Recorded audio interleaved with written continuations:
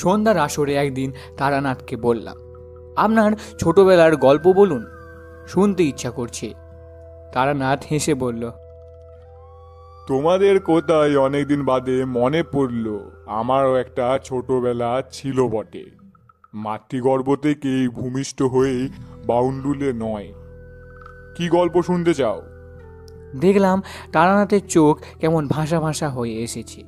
শৈশবের স্মৃতি সব মানুষকেই উদাস করে দেয়। সে সময় কিশোরী বলল, যা ইচ্ছে বলুন, তুচ্ছ ঘটনাও আপনার বলার গুণে ভালো লাগে। আচ্ছা, আপনার পরবর্তী জীবন যে এরকম হবে ছোটবেলায় তার কোনো আভাস পাননি? উত্তরে তারানাথ কিশোরীর দিকে তাকিয়ে বলল, আমার সিগারেটটা ফুরিয়ে গিয়েছে। তৎক্ষণাৎ কিশোরী বেরিয়ে গিয়ে মোড়ের দোকান থেকে এক বাস্ক সিগারেট এনে তারানাথের সামনে নামিয়ে রাখল। একটা সিগারেট ধরিয়ে চোখ বুজে তীপ্ত ধোঁয়া ছেড়ে তারানাথ বলল, সত্যি কথা বলতে আজ 2 দিন একটা পয়সাও আমদানি হয়নি। না হাত দেখা, না সস্তায়ন, না কিছু। সংসারের নৌকো একেবারেই বাড়ির চড়ায় এসে ঢেকেছে।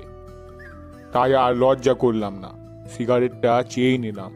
কিশোরী বলল, পৃথিবীতে কিছু না দিলে কিছু পাওয়া যায় না। গল্প শোনারও একটা দক্ষিণ আছে বই কি? আপনি রোজ রোজ গল্প বলবেন আর তার পরিবর্তে আমরা কিছুই দেব না? তারানাথ হেসে বলল, ভালো ভালো, তোমার দেওয়াটা তুমি সুন্দর কথা দিয়ে ঢেকে দিলে। ফাঁকিটা ধরতে পারলাম বটে, তবুও আমার নেওয়ার লজ্জাটা ঢাকা পড়ল। বেশ, কতকের দক্ষিণা হিসেবেই না হয় নিলাম। বাইরে শেষ বিকেলের আলো গাঢ় হয়ে এসেছে। বৈঠকখানার জানলা দিয়ে কিছুক্ষণ বাইরে তাকিয়ে থাকলো তারানাথ। তারপর একটা নিঃশ্বাস ফেলে বলল, ছোটবেলার কথা মনে পড়লে বুকের ভেতরটা কেমন করে। কোথায় গেল সেই সবুজ মাঠ, মুক্ত হাওয়া, আমতলায় ছুটোছুটি করে বেড়ানোর দিন। আর এই এখন কোথায় পড়ে আছি। দেখো, নোংরা পরিবেশ, ঘরের মধ্যে দিনের বেলা অন্ধকার, নর্দমা থেকে পাকের গন্ধ ভেসে আসছে সারাদিন। যাক, যা গিয়েছে তা তো আর ফিরবে না, বরং আমার স্মৃতিতেই সমস্ত উজ্জ্বল হয়ে থাক। সিগারেট শেষ করে ছাইদানি হিসেবে ব্যবহৃত একটা নারকেলের মালার মধ্যে গুঁজে দিয়ে তারানাথ বলল, একটা ঘটনা বলি শোনো। বহুদিন আগেকার কথা, আমার 8-9 বছর বয়সের। তোমরা তো জানো আমি গ্রামের ছেলে। বিরাট ধনী না হলেও আমাদের অবস্থা নিতান্ত খারাপও ছিল না। ঠাকুরদার তো ছোটখাটো একটা তালুকি ছিল। আমি সাংসারী না হওয়ায় আমার 2 ভাই বাবার মৃত্যুর পর সব নষ্ট করে ফেলে। ঠাকুরদা ছিলেন ভয়ঙ্কর রাজবাড়ী মানুষ। সমস্ত বৈষয়িক ব্যাপার তিনি দেখতেন। তিনি বেঁচে থাকতে বাবা কেবল মাছ ধরে বেড়াতেন, আর কিছুই করার ছিল না। ঠাকুরদা যেন কেবল পয়সা চিনতেন বা মামলা করে বেড়াতেন তা নয়। তার ঘরে অনেকগুলো সেকেলের ধরনের আলমারিতে ঠাসা ছিল নানান ধরনের বই। হাতে লেখা পুঁথিও ছিল কত। তখন বোঝবার বয়স হয়নি, এখন আন্দাজ করতে পারি কি অমূল্য সম্পদ ছিল সেই সব বই। কিন্তু সে সমস্ত আমার ভাইয়েরা নষ্ট করেছে। কে কোথা দিয়ে নিয়ে গেছে তা বলা অসম্ভব। রোজ রাত্রিতে ঠাকুরদা লণ্ঠনের আলোয় বসে পড়াশোনা করতেন। কথা বলতেন কম, কিন্তু যখন বলতেন বোঝা যেত যে বিষয়ে বলছেন তাতে তার গভীর জ্ঞান রয়েছে। নির্দারুণ ব্যক্তিত্ব ছিল। কারোর সঙ্গে মতবিরোধ হলে তিনি ঝগড়াও করতেন না, চুক্তিও দেখাতেন না। কেবল মুখ থেকে ফরাসি নলটা নামিয়ে তার দিকে ঠান্ডা চোখে তাকিয়ে থাকতেন। তাতেই কাজ হতো। আমি ছিলাম সবার আদরের ছেলে। কাকারা তখনও বিয়ে করেনি, আমার ভাইরাও জন্মায়নি। কোনো কিছুরই ভাগ নেবার অভ্যাস হয়নি তখন। সেই সময় আমাকে নিয়ে বাড়ির সবাই খুব বিব্রত হয়ে পড়ল। বললাম, কেন? তারানাথ বলল, সেইটাই তো গল্প। মনোযোগ দিয়ে শোনো। 8 বছর বয়স থেকে আমার হঠাৎ এক অদ্ভুত জ্বর আরম্ভ হলো। খেলাধুলা করে এসে রাত্রিতে ঠাকুমার পাশে শুয়ে রূপকথা শুনছি। হঠাৎ ঠাকুমা বললেন, দেখি তোর গা গরম গরম লাগছে। কাকু আমাকে বললেন, তোর তো বেশ জ্বর হয়েছে, তাহলে তোকে আর আজকে ভাত খেয়ে কাজ নেই, দুধ সাবু করে দিচ্ছি, খেয়ে শুয়ে থাক। কাল দুপুরে রুটি খাবি, শরীর একটু টেনে গেলেই জ্বর কমে যাবে। তাই করা হলো, কিন্তু পরপর 3 দিন রোগীর পত্র করার ফলেও জ্বর কমলো না। তখনকার যুগের লোকেরা কোথায় কোথায় ডাক্তার দেখাতেন না, আর গ্রামগঞ্জে অত ডাক্তারই বা কোথায়। বাবা কেবল একবার বললেন, ছেলেটা বড় দুষ্ট হয়েছে, টো টো করে ঘুরে অসুখটা বাঁধালো। ওকে একটু শিউলি পাতার রস খাইয়ে দেখো তো। এর ওপর কেউ আমার অসুখটা বিশেষ আমল দিল না, দেবার কোথাও নয়। জ্বর জারি বাচ্চাদেরই হয়ে থাকে, আবার সেরেও যায়। কিন্তু 10 দশেক বাদেও যখন আমার জ্বর কমলো না, তখন সবার টনক নড়ল। ঠাকুরদার কানে সহজে সংসারের কোনো খবর পৌঁছায় না। নিজের ঘরে বইপত্র আর দলিল দস্তাবেজ নিয়েই মগ্ন থাকেন। আমার জ্বরের 10ম দিনে ঠাকুরদা এসে খাটের পাশে দাঁড়িয়ে হাত দিয়ে গায়ের উত্তাপ দেখলেন। ঠাকুমা লম্বা ঘোমটা দিয়ে পাশে দাঁড়িয়েছিলেন। তাকে বললেন, আগে আমাকে খবর দাওনি কেন? তারপর বাবার দিকে ফিরে বললেন, কাল সকালে উঠে মহকুমা শহর থেকে জীবন ডাক্তারকে ডেকে আনবে। আজ্ঞে, জীবন ডাক্তার? হ্যাঁ, ঘোড়ার গাড়ি করে নিয়ে আসবে। আরও আগে আনা উচিত ছিল। টাইফয়েড দাঁড়ালে কি হবে ভেবে দেখেছ? বাবার মুখ শুকিয়ে গেল। তখন টাইফয়েড একটা কালান্তক রোগ বলে গণ্য হতো। ব্যাকটেরিওফোজ আবিষ্কার হয়নি, শুধু জল চিকিৎসা হতো। বাবার পরের দিনই দুপুরের মধ্যে শহর থেকে ডাক্তার নিয়ে এলেন।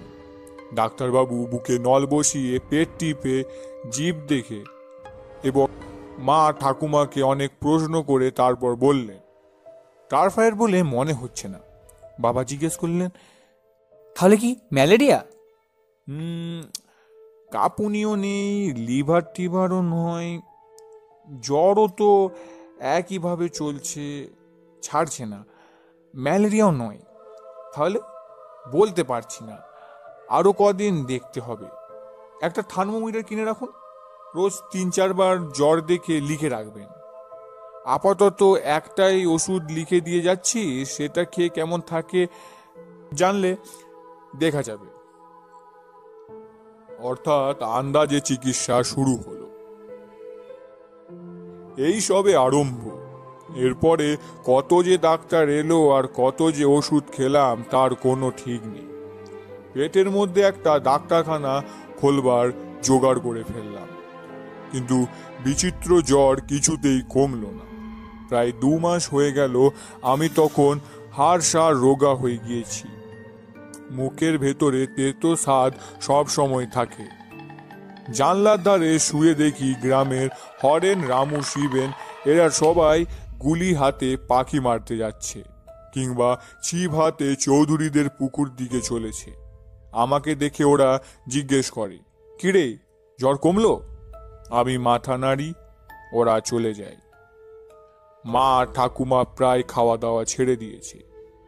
বাবার থতমত মুখ দেখলে বুকের মধ্যে কেমন একটা করে। এর ভেতর একদিন তিনি কলকাতা থেকেও বড় ডাক্তার ধরে আনলেন। সবই হলো, কিন্তু আমার অসুখ সারল না। জ্বর খুব একটা বাড়ে না, কিন্তু গায়ে থেকেই যায়, ছেড়ে যায় না এক্কেবারে। ওহ, সে বড় ভয়ানক দিন গেছে। একদম কাহিল হয়ে পড়েছিলাম। বিছানা থেকে উঠে দাঁড়াবার ক্ষমতাও ছিল না। প্রথম দিকে ঠাকুমা কোলে করে বাথরুমে নিয়ে যেতেন, তারপর থেকে ওগুলো বিছানাতেই সারতে হতো। আমার কোনো মৃত্যু ভয় হয়নি, কারণ ওই বয়সে শিশু মৃত্যুকে চেনেই না। কেবল খেলতে যেতে পারি না বলে, বাড়ি থেকে বেরুতে পারি না বলে মন খারাপ লাগতো। একদিন কেবল ভয় পেয়েছিলাম। বিকেলের দিকে ঘুমিয়ে পড়েছি।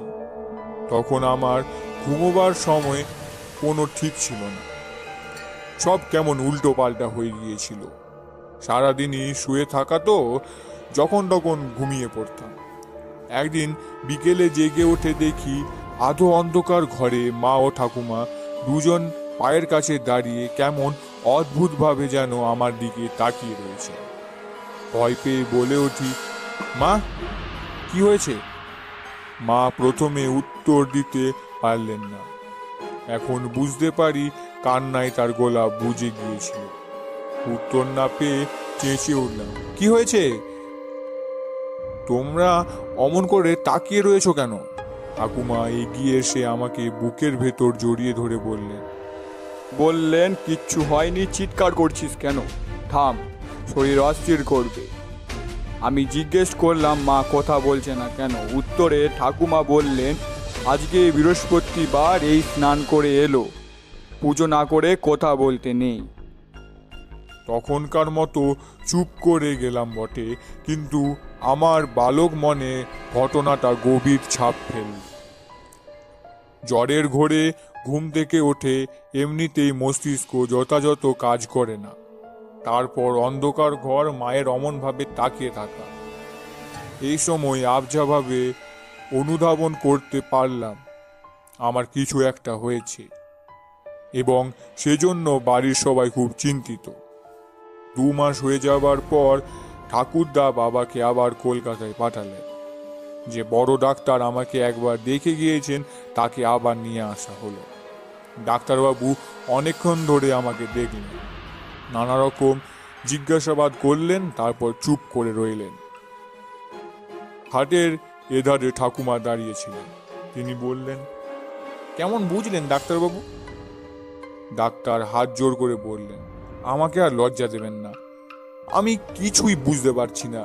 সব রকম পরীক্ষা হয়ে গিয়েছে, জ্বর ছাড়া অন্য কোনো উপসর্গও নেই। এই অবস্থায় কি চিকিৎসা করব? অন্য ডাক্তার হলে লজ্জা বাঁচানোর জন্য যা হোক কিছু প্রেসক্রিপশন করে দিয়ে যেত, কিন্তু তা করতে আমার বিবেকে বাধে।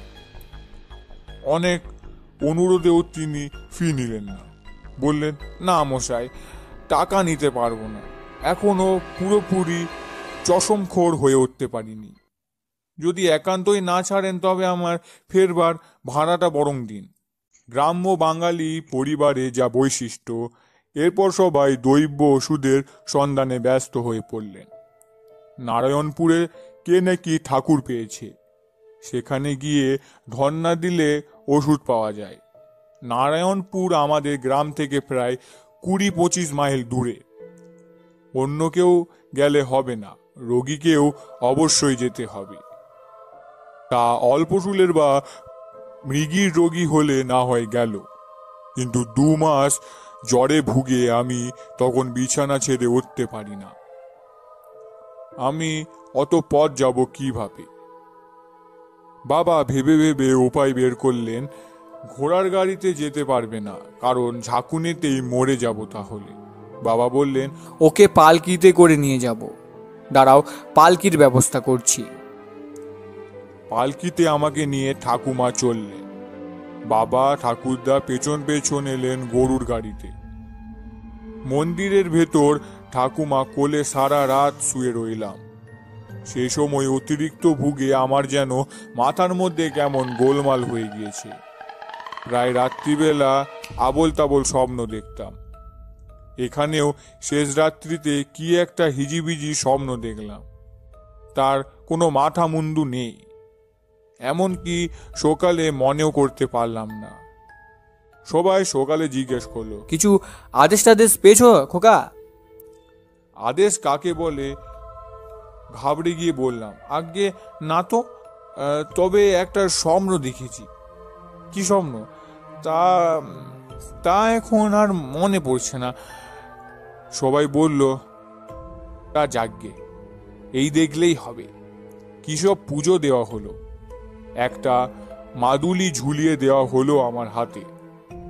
সবাই কোষাই করে অনেকখানি চরণামৃত এনে আমাকে হাঁ করিয়ে খাইয়ে দিল। তাতে বহুদিনের ফুল বেলপাতার গন্ধ। আবার পালকি করে বাড়ি। মাদুলিতে কি ফল হলো তা বুঝতে পারা গেল না, কিন্তু চরণামৃত খেয়ে জ্বরের ওপর হলো আমার ভয়ানক পেট খারাপ। অসুখ চলতেই লাগলো। দিন দশেক বাদে বাবা একদিন টান দিয়ে মাদুলিটা ছিঁড়ে বাইরে ফেলে দিলেন। একদিন সন্ধ্যাবেলায় পরিষ্কার মনে পড়ছে দৃশ্যটা। ঠাকুরদা এসে আমার বিছানার পাশে দাঁড়ালেন। বাবা বাইরে কাজকর্ম সেরে আগে থেকেই এসে বসেছিলেন। ঠাকুরদা কিছুক্ষণ চুপ করে আমাকে দেখে বললেন, কেমন আছিস আজ? ভুগে ভুগে কেমন আছি বোঝবার ক্ষমতা লুপ্ত হয়েছিল, তাই বললাম ভালো আছি। ঠাকুরদা বললেন, তোর জন্য একটা পুজো করা হবে, বুঝলি? তাহলেই তোর অসুখ সেরে যাবে। বাবা অবাক হয়ে জিজ্ঞেস করলেন, পুজো? কি পুজো?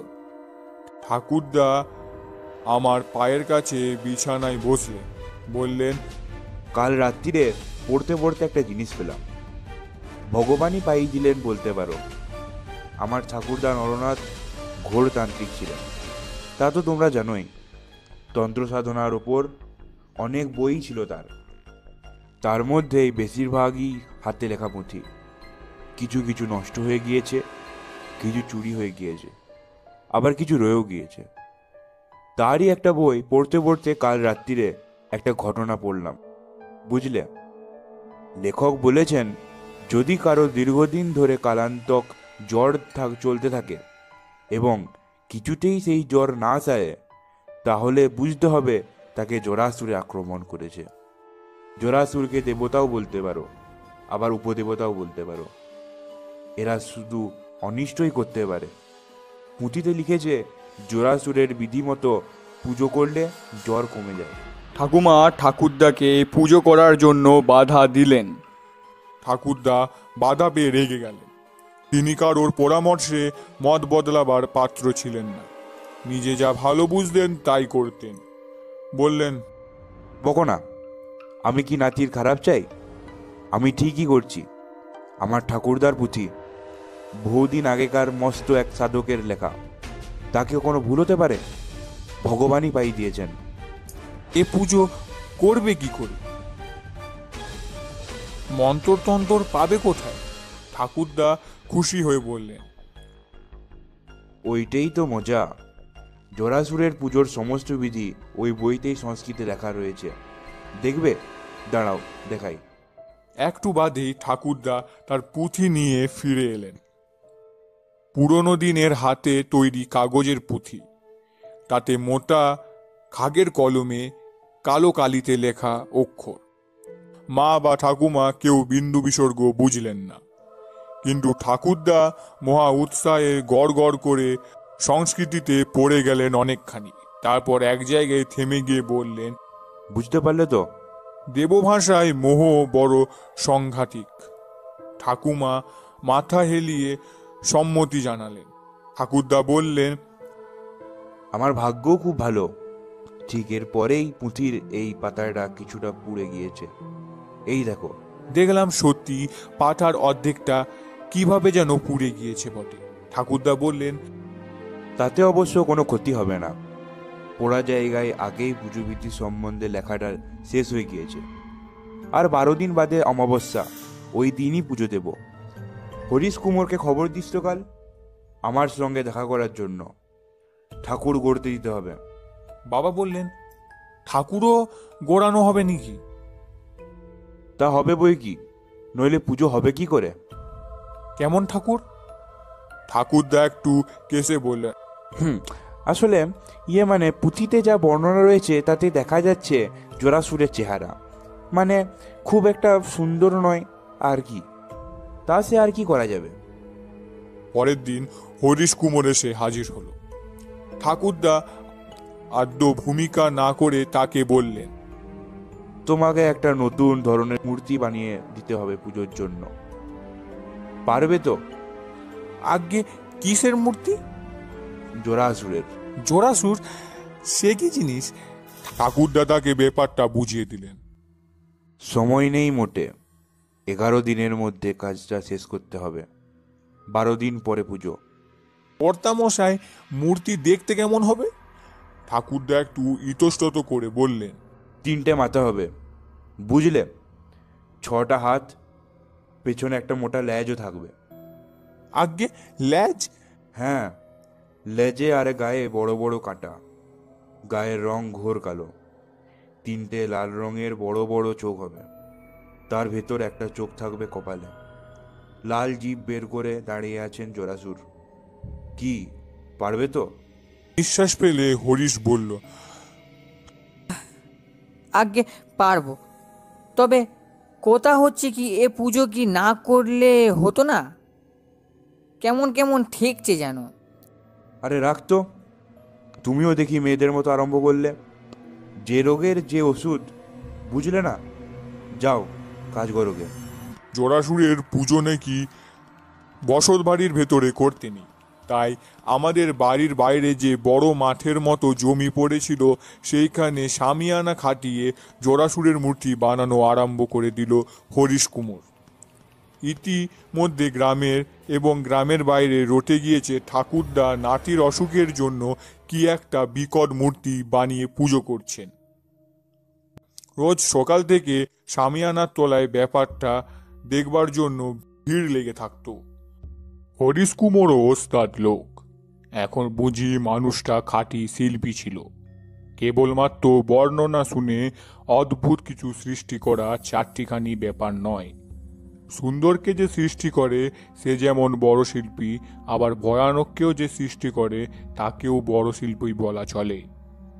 হরিশ মাথা ঘামিয়ে এমন এক বিকট মূর্তি তৈরি করলো যা দেখে পুজোর দিন আমার হৃৎকম্প উপস্থিত হয়েছিল।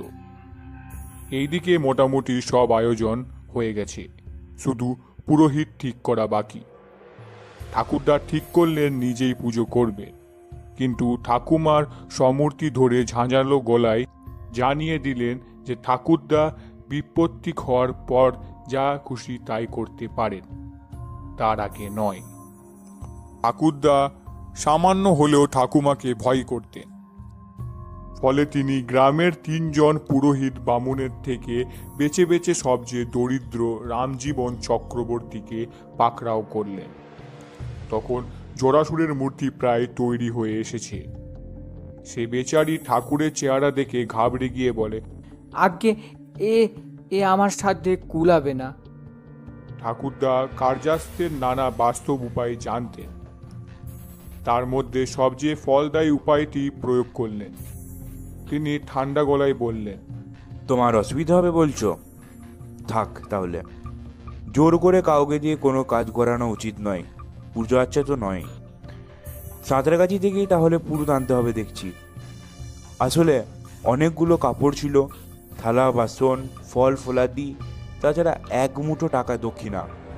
বাইরের গ্রাম থেকে এসে নিয়ে যাবে এটা চাই না বলেই তোমাকে বলছিলাম।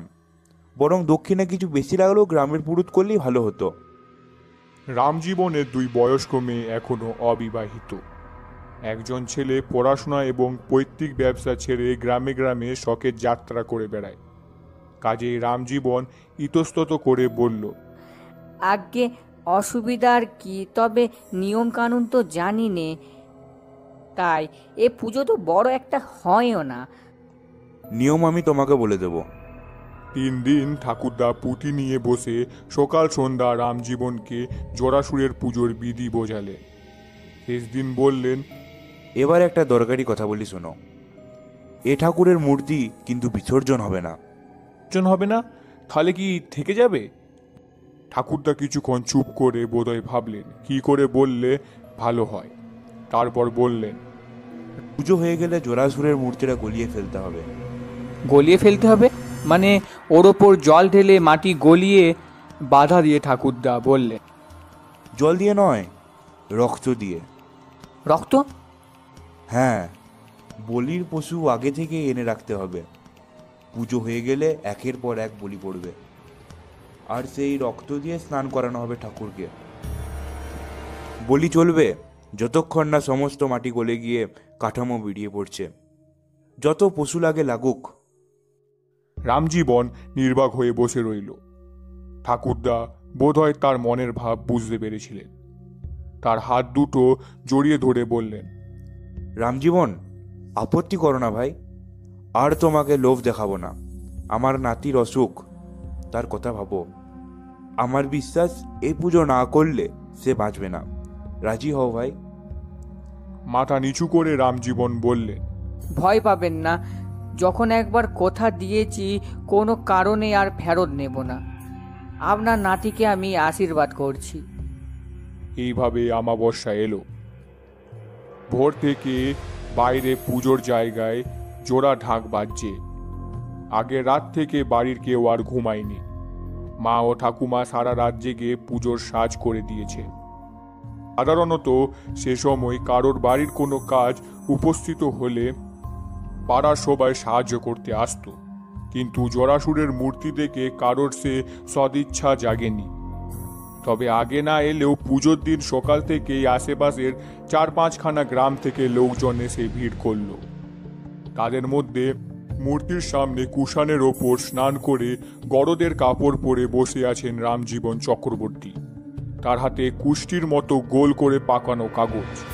তাতে তিনি ঠাকুরদার পুঁথি থেকে পুজোর মন্ত্র নকল করে নিয়েছেন। বেলা 9টা নাগাদ ঠাকুরদা আমার বিছানার পাশে এসে কপালে হাত দিয়ে জ্বর দেখলেন। তারপর নরম গলায় জিজ্ঞেস করলেন, খুব কি কষ্ট হচ্ছে দাদু? বললাম, হ্যাঁ। মাথায় হাত বুলিয়ে দিয়ে ঠাকুরদা বললেন, আর ভয় নেই, এইবার সেরে যাবে। নে ওর দেখি, আমার সঙ্গে চল। ঠাকুমা বললেন, না না, ওকে কোথায় নিয়ে যাচ্ছ? ও এখানেই থাক। আমার মায়ের দিকে তাকিয়ে বললেন, বৌমা, ওকে বোঝাও তো, বলো যে আমার নাতিকে আমি কারো চেয়ে কম ভালোবাসি না। মা চুপ করে রইল। আমি বিছানা থেকে কোনো মতে উঠে দাঁড়িয়ে বললাম, চলো, আমি তোমার সঙ্গে যাব। বাড়ির পিছন থেকে খিড়কির পুকুর, তার পাড়ে এনে ঠাকুরদা বাবাকে বললেন, যাও, ওকে ধরে চান করিয়ে দাও, হাত ধরে নামাও পৈঠা দিয়ে। পরিবারের সবাই আপত্তির ভাষা হারিয়ে ফেলেছে। আমার গায়ে তখন কম করে 103 জ্বর। বাবা বিনা বাক্য ব্যয়ে আমাকে পুকুরে ডুব দিয়ে আনলেন। ঠাকুরদার হাতে গামছা আর নতুন কাপড় ছিল। সে কাপড় পরে পুজোর জায়গায় গেলাম। সব লোক যেন কেমনভাবে আমার দিকে তাকিয়ে রয়েছে। ঠাকুরের মূর্তির সামনে বসে ওপর দিকে তাকালাম। এই প্রথম জরাসুরের মূর্তির সঙ্গে চোখাচোখি হলো আমার। ওহ, কি ভয়ানক মূর্তি না বানিয়েছে হরিশ কুমার। ঘোর কৃষ্ণবর্ণ শরীরে বড় বড় 3টে ফাটার মতো লাল চোখ, গায়ে পেরেকের মতো খোঁচা খোঁচা কাটা, 3টে মাথা, 6টা হাত, 6টা পা। পৃথিবীর সব কুৎসিতাকে একত্র করে এক ভয়াবহ দুঃস্বপ্নের জন্ম দিয়েছে এই মূর্তি। বাবা ঠাকুরদা আগে স্নান সেরে নিয়েছে। তারা দুজনে আমার দুপাশে বসলেন। পুজো শুরু হলো।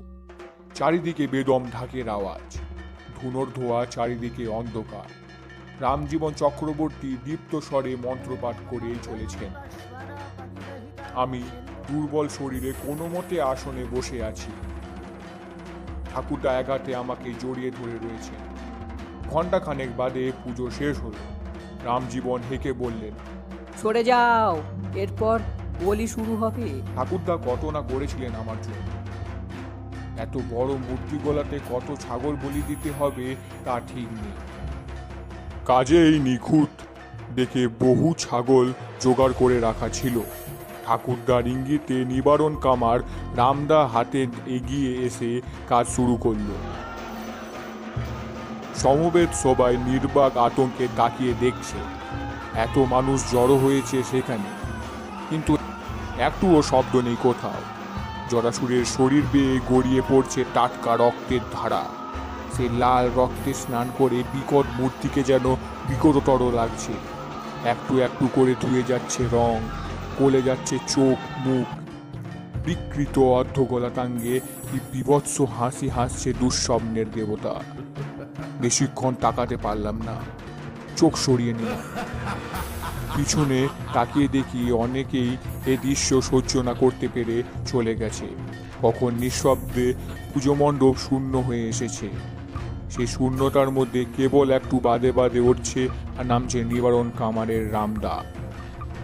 তারও চোখ জরাসুরের মতো লাল হয়ে এসেছে, সর্বাঙ্গে চকচক করছে ঘাম। এক সময় চারিদিকে রঙিন থকথকে কাদার মধ্যে জরাসুরের মূর্তি অবয়হীন কাঠামো দাঁড়িয়ে রইল কেবল, আর সব নিশ্চিহ্ন হয়ে গিয়েছিল।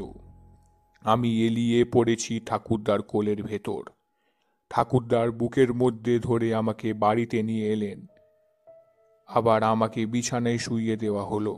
আমার এমন অবস্থা দেখে ঠাকুমা আমার মাথা কোলে নিয়ে বসলেন।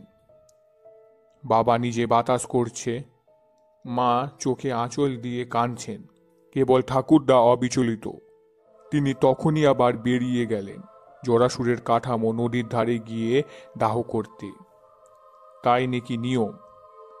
কিন্তু আশ্চর্যের ব্যাপার কি জানো, জরাসুরের জাগ্রত দেবতা বলেই হোক বা ঠাকুরদার দৃঢ় ইচ্ছা শক্তির ফল হিসেবেই হোক, সবাইকে অবাক করে পরদিন আমার জ্বর ছেড়ে গেল। গেল তো গেল, আর ফিরেও এলো না। তারপর কিছুদিন বাড়ির সবাই ভয়ে ভয়ে থাকতো। একটু বাদে বাদে আমার কপালে হাত দিয়ে দেখা হতো, কিন্তু সত্যি জ্বর আর এলো না। ঠাকুরদার সম্মান দারুণ বেড়ে গেল। শুধু পরিবারের ভেতর নয়, আশেপাশের বহু গায়ের লোক তাকে এক বিচক্ষণ মহাপুরুষ বলে মনে করতে লাগলেন। সারাদিন ধরে বিস্তর লোক নানা পরামর্শ নিতে আসতেন। ফুর্তির চোটে ঠাকুরদা আর্দার দিয়ে কষি থেকে উৎকৃষ্ট অমরুমি তামাক আনালেন। অবশ্য এ সম্মান বেশি দিন ভোগ করতে পারেননি তিনি। আমার জ্বর সারবার ঠিক 6 মাসের মাথায় ঠাকুরদা মারা যান। যন্ত্রণাহীন মৃত্যু। কাউকে কষ্ট দিলেন না, বিছানাতেও পড়েছিলেন না। একদিন সকালে তাকে ডাকতে গিয়ে দেখে বিছানায় তার প্রাণহীন দেহ পড়ে আছে। রাত্রিতে ঘুমানোর মধ্যে কখন প্রাণ বেরিয়ে গেছে তার ঠিক নেই। বোধহয় মৃত্যুর আসন্ন অনুভব করে ইষ্টমন্ত্র জপ করছিলেন, কারণ ডান হাত দিয়ে ধরা ছিল পুঁথি। সবাই বলল সন্ন্যাস রোগ। এইভাবে ঠাকুরদা চলে গেলেন। ঘটনা এখানে শেষ হয়ে যেতে পারত, কিন্তু হলো না। বিধাতা পুরুষ বড় রসিক। আমি জানতাম না যে এই ঘটনার একটা বৃহত্তর উপসর্গ আছে। জানলাম প্রায় 25 বছর পরে। তখন আমার অনেক সাধুসঙ্গ করা হয়ে গিয়েছে। পাকা ভবঘুরের তান্ত্রিক তখন। একদিন ঘুরতে ঘুরতে এক গ্রামের প্রান্তে একজন সাধুর মঠে আশ্রয় নিয়েছি সন্ধ্যাবেলায়। বেশ সৌম্য দর্শন সাধুর। ভারী ভালো ব্যবহার করলেন আমার সঙ্গে, আর শিষ্যরা আমাকে যত্ন করে খাওয়ালেন সেই রাত্রিতে। সুন্দর শোবার জায়গা করে দিল। পরদিন সকালেই আমি চলে যাব, তাই রাত্রিতে খাওয়ার পর সাধুর কাছে তার আতিথেয়তার জন্য ধন্যবাদ জানিয়ে বিদায় নিতে গেলাম। প্রাথমিক আলাপের পর নানা বিষয়ে কথাবার্তা আরম্ভ হলো। অনেক রাত অবধি গল্প চলল। কোথায় কোথায় সাধুকে জরাসুরের পুজোর ব্যাপারটা বললাম। শুনে সাধু চমকে আমার দিকে তাকিয়ে বললেন, সে কি, তোমার ঠাকুরদা জরাসুরের পুজো করেছিলেন? সে যে বড় সাংঘাতিক দেবতা। তার কথা তোমার ঠাকুরদা জানলেন কি করে? বললাম, ঠাকুরদার অনেক পুরনো পুঁথি ছিল, আমাদের পারিবারিক সম্পত্তি, তাতেই পেয়েছিলেন। সাধু বললেন, কিন্তু সমস্ত বিবরণ পড়েও তিনি পুজোয় নেমেছিলেন? পুজো সংকল্প কার নামে হয়েছিল? আমি বললাম, কেন, ঠাকুরদার নামেই। বাবা নিজের নামে করতে চেয়েছিলেন, ঠাকুরদা তাতে রাজি হননি। পুঁথিরা আস্ত ছিল? এবার মনে পড়ে গেল। বললাম, না, শেষের পাতার অর্ধেক কিভাবে যেন পুড়ে গিয়েছিল। অবশ্য তাতে কোনো ক্ষতি হয়নি। সাধু বললেন, হয়েছে, ক্ষতি হয়েছে। অবাক হয়ে বললাম, কিরকম? সাধু উঠে গিয়ে ভিতর থেকে একটা পুঁথি নিয়ে এলেন। আমাকে বললেন, এই দেখো, আমার কাছেও এক খণ্ড আছে। শেষ পাতা পুড়ে না গেলে তোমার ঠাকুরদা দেখতে পেতেন জরাসুরের পুজোর নিয়মের শেষে সাবধান করে দিয়ে লেখা আছে, যার নামে সংকল্প হবে 6 মাসের মধ্যে তার মৃত্যু হবে। 6 মাস পরে তো তোমার ঠাকুরদা মারা গিয়েছিলেন বলছো। আমি নির্বাক হয়ে বসে রইলাম। আজ কোথায় বা সেই স্নেহময় ঠাকুরদা, কোথায় বা ঠাকুমা, কোথায় মা, কোথায় বাবা? সব স্বপ্নের মতো মিলিয়ে গিয়েছে। একটু পরে বললাম, সাধুজি, আপনার বোধহয় একটু ভুল হচ্ছে। উনি বললেন, ভুল? হ্যাঁ, ও পাতাটা আস্ত থাকলেও ঠাকুরদা পুজো করতেন। আমি ঠাকুরদার নয়নের মণি ছিলাম। সাধু চুপ করে রইলেন। আমিও আর কিছু বললাম না। কিন্তু আর একটা কথা আমার মনে ঘোরাফেরা করতে লাগলো।